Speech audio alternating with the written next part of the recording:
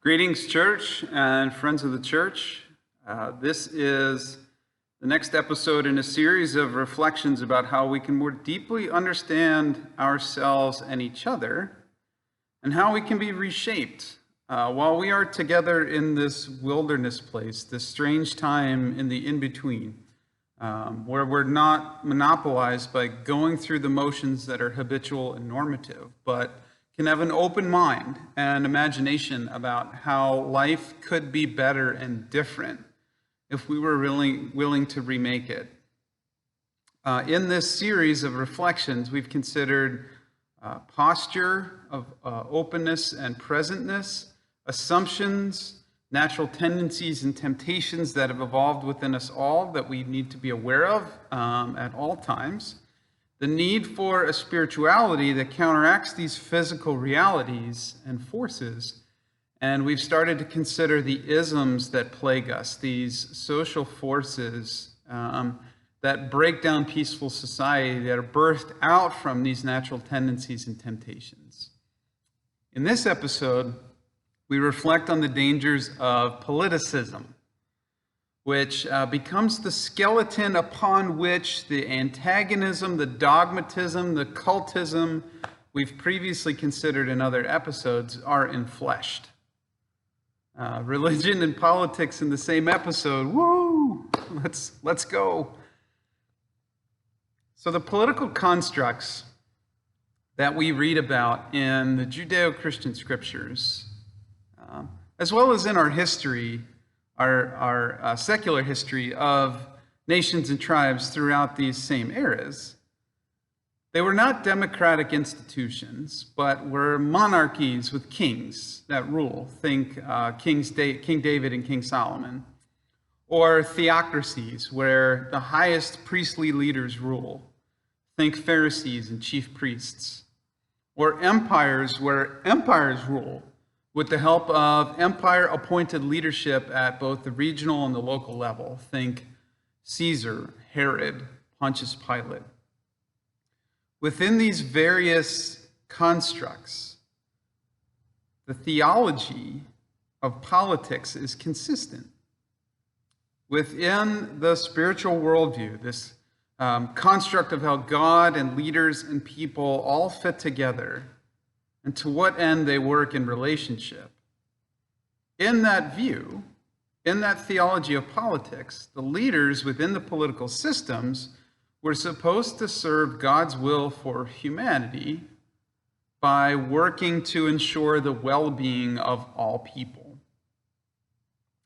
If the king, the priests, the emperor, the kings and governors that were stooges, kind of set up and propped up by the empire in the local and regional places, if they were exercising their political authority and leadership in ways that were consistent with God's will of justice and peace, the illumination and unifying of the nations, then they were to be obeyed by the people, for they were leading the people along the right road.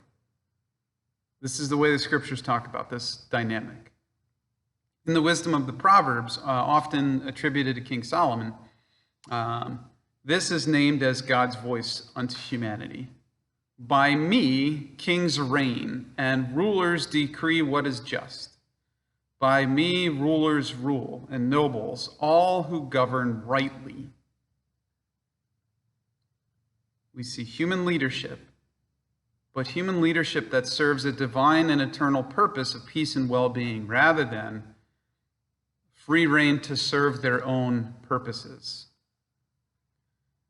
If the people in these political constructs and systems, the subjects, the followers, the supporters of the leadership, the citizens, if they were participating within these politics, within the structures and the norms and the forms of order that had been organized within their society, if they were participating in ways that were aligned with God's intentions, then they were affirmed as a faithful people. Isaiah names God's affirmation of Egyptians, the Assyrians, and the Israelites for their alignment with God's will of peace among all peoples and all nations. The wisdom of the Proverbs affirms those who are generous and share their bread with the poor, those who have a pure heart and are gracious in speech. Human participation in political systems, but serving a purpose beyond self. On the flip side, if the king, the priests, the emperor's appointed governors and rulers, if instead they're exercising their political authority and leadership in ways that are not consistent with God's will of justice and peace among the nations, then they are not to be obeyed by the people. And God is to work through human circumstance to rebuke and or install different leadership that will be faithful instead. This is part of the larger narrative, and it's a pattern and a rhythm within the scriptures. The Proverbs affirm this as God's voice. Inspired decisions are on the lips of a king, and his mouth does not sin in judgment. And so it is an abomination for kings to do evil, for the throne is established by righteousness. And on that flip side, if the people, the subjects, followers, citizens, supporters of those in authority, if they are participating in the structures and the norms and the forms of order organized in the politic in ways that were not aligned with God's intention of justice and peace among the nations, then the people too are rebuked. Isaiah screamed out before Israel, "Announce to my people their rebellion. Day after day they speak as if they were a nation that practiced righteousness. But is this not what is truly acceptable to God? To loose the bonds of injustice, to bring the freedom to the oppressed, to share bread with the hungry, and to house the homeless poor." We hear this theology of politics all throughout the stories of the scriptures. The Pharaoh of the days of Joseph, that's our air conditioner, forgive the interruption.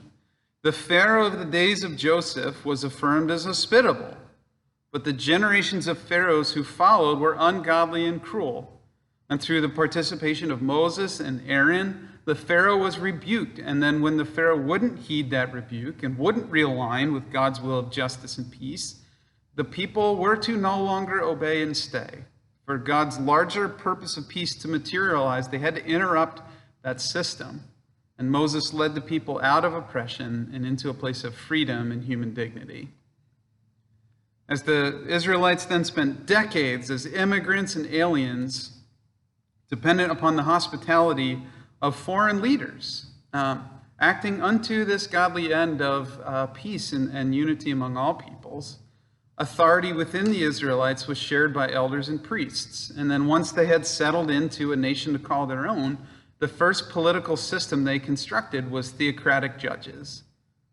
But when those judges faltered from selfishness and pride, and the people under their care suffered because of it, Samuel rebuked the corruption and failures of that system and helped to install the monarchy by anointing Saul to be the first king of Israel.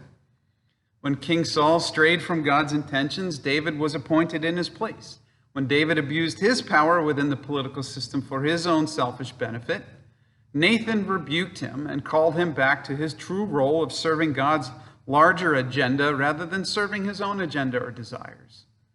And instead of ignoring or attacking or violently silencing Nathan, the one rebuking him, and instead of stubbornly and selfishly continuing to pursue his own agenda instead of God's by the abuse of his power, which would have eventually led to his removal and replacement, David was willing to be reformed by this rebuke with humility and honesty, confessing his self-serving and misguided leadership and recommitting to the well-being of all. In the story of Jesus, we hear how he challenged the politics of both the chief priests of the theocracy, the indigenous political authority, and the politics of the Roman Empire, the colonial authority, illuminating how both were misaligned with God's will for humanity and calling both back to a place of alignment with God's will for the world rather than their own skewed and self-interested views.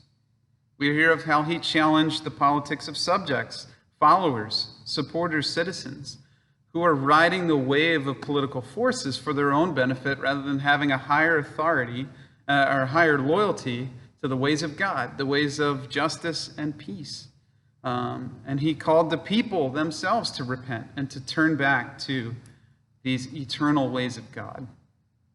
In doing so, Jesus locates himself within the stream of prophets, Moses, Samuel, Nathan, who are not trying to align themselves with the political power in order to either avoid the wrath of those political authorities or to benefit from that alignment, but spoke truth to those with power.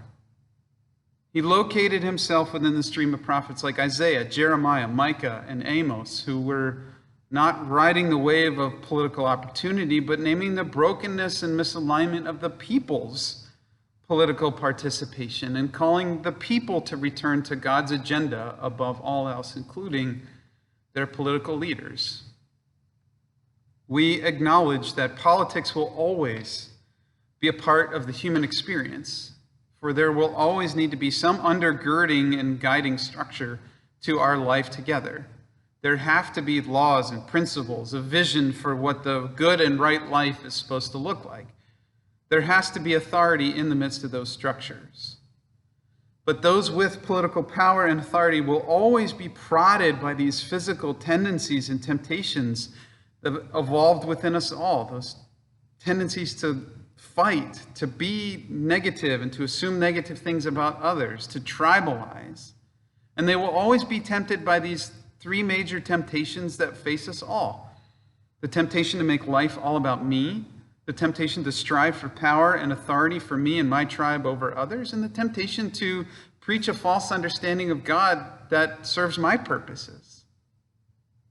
And we, those who live within the context of these political structures and our particular political leaders, we also always will be prodded as subjects, followers, citizens, and supporters by these tendencies toward fighting and negativity and tribalism. And we will always be tempted by self-focus, seeking power advantage over others, and having a God understanding that serves my purposes and assuages my fears. This is where beneficial or neutral politics can evolve into a malignant politicism.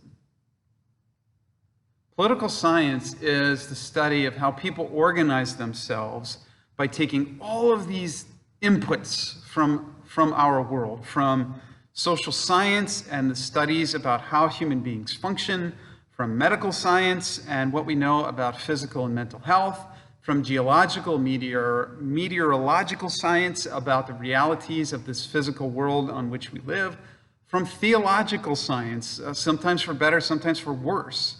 And we use all of this input to create what seems to us the best fitting political structures that nurture a society that is peaceful and just and healthy.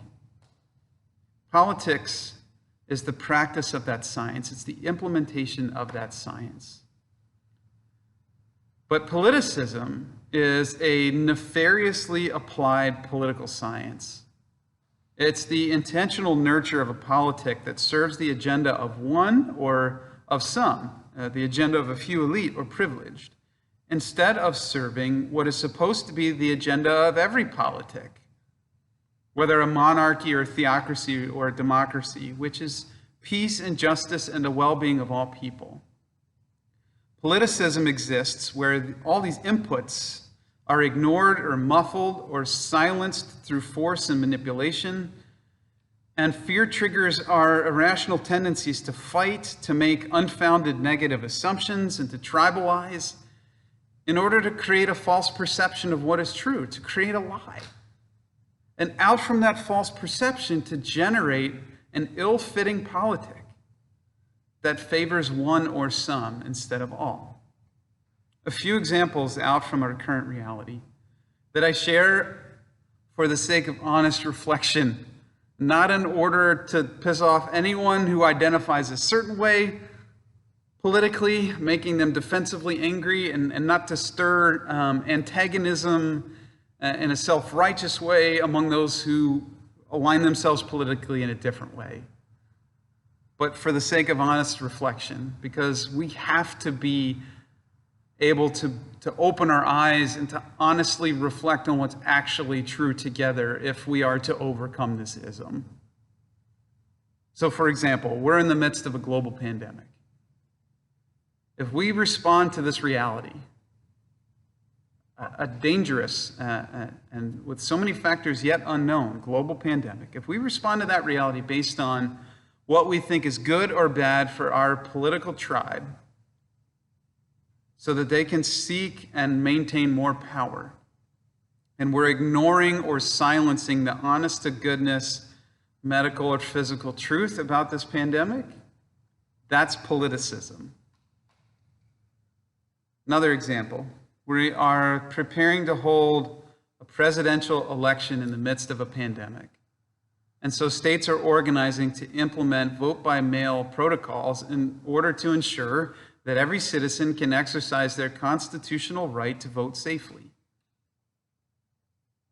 If our leaders or we the people are responding to that reality based on what we think is good or bad for our political tribe to seek or maintain power, and we're either ignoring or silencing the social science data that affirms that this is a safe practice, or we're ignoring or silencing the truth regarding efforts to suppress voting by particular citizens,